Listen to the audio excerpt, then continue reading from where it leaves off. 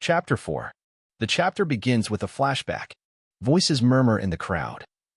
Poor Vice Commander. If it weren't for Alucia-san, he'd be leading the order. Alucia. What was that weird feeling you mentioned? Hembritz pauses. When I face you, it's like we're looking in different directions. Alucia. Why did you even become a knight? Cut to the present.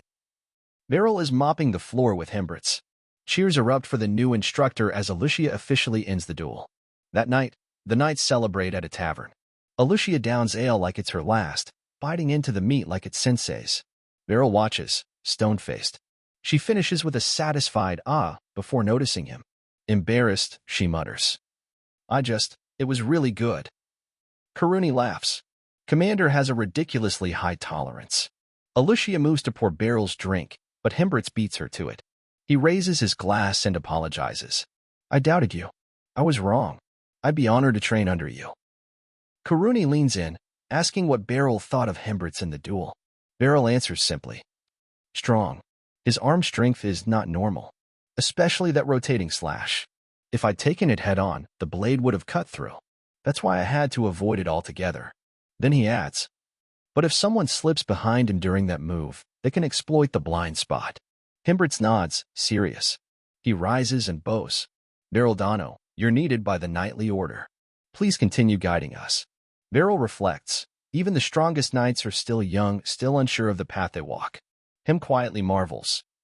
To think I'd meet the backwater Swordmaster in person. Beryl freezes at the phrase. Swordmaster. Later, Alucia stands under the moonlit sky, nursing a headache and a touch of embarrassment. He must think I'm vulgar. But inside, she's pleased. Everything is unfolding as she had planned. Flashback. Her graduation day. Bittersweet. Leaving her hometown behind, she sets a new goal. To show the world that Sensei's swordsmanship wasn't just some lukewarm, backwater teaching, it was the real thing. She aced the Royal Knight's written exam. In the sparring rounds, she decimated the competition, candidates and instructors alike. That was the moment she realized not one of them could compare to him. After years of effort, she became the youngest commander ever appointed. Her reward? The right to choose a new instructor. All of it for him. Even if it was selfish or overbearing, the fear that no one would witness Beryl's sword was too much to bear. A short memory. A younger Alucia sits beneath a tree, sulking after hurting a kid in a competition. Beryl silently offers her a handkerchief. I'm just glad you're okay, he says gently. She breaks down, tears soaking his chest. Back in the present, she smiles faintly. Sensei, your swordsmanship is only just beginning. A new era awaits. One day, they'll call you Swordmaster.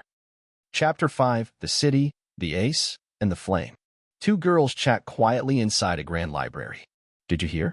The vice commander actually lost a duel. Seriously? To the commander? Nope. Some new instructor. What was he called again? Backwater something something. Beryl Sensei. Thistle pauses mid-step. Cut to the present. Beryl walks through the busy west district of Valtrain with Karuni. It's the busiest part of the city, Karuni says. Fights happen often, so knights patrol constantly.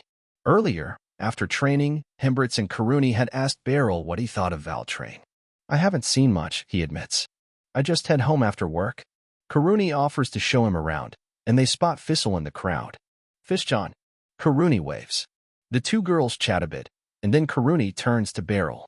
Did you know she's the ace of the magic division? Eh? Beryl stares, stunned.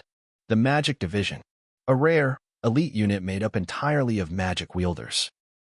Alongside the Liberio Knights, it's one of the kingdom's key powers. They stroll through a shop showcasing magic equipment. Thistle quietly slips Beryl a gift. A slim silver bracelet. It enhances your recovery while you sleep, she explains. Now we match. Before Beryl can respond, a pair of thieves appear. Thistle steps forward and draws her sword. Beryl raises an eyebrow. A sword? But she's a mage. Thistle channels wind magic through her blade, blasting one thief.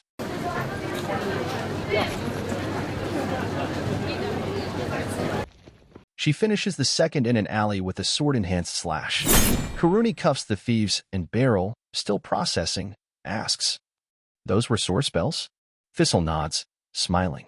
My teacher is the magic division commander. She taught me. She adds, You and she are quite similar. Two of a kind.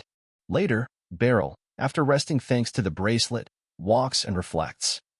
If my students turned out this amazing, maybe my style isn't so. He stops himself. No, that's their effort, not mine. They deserve the praise. Suddenly, something ignites outside. A fire elemental forms and hurls blazing birds at him. Beryl slices through the flames, rushing the creature. He slashes its head off. It doesn't have any effect.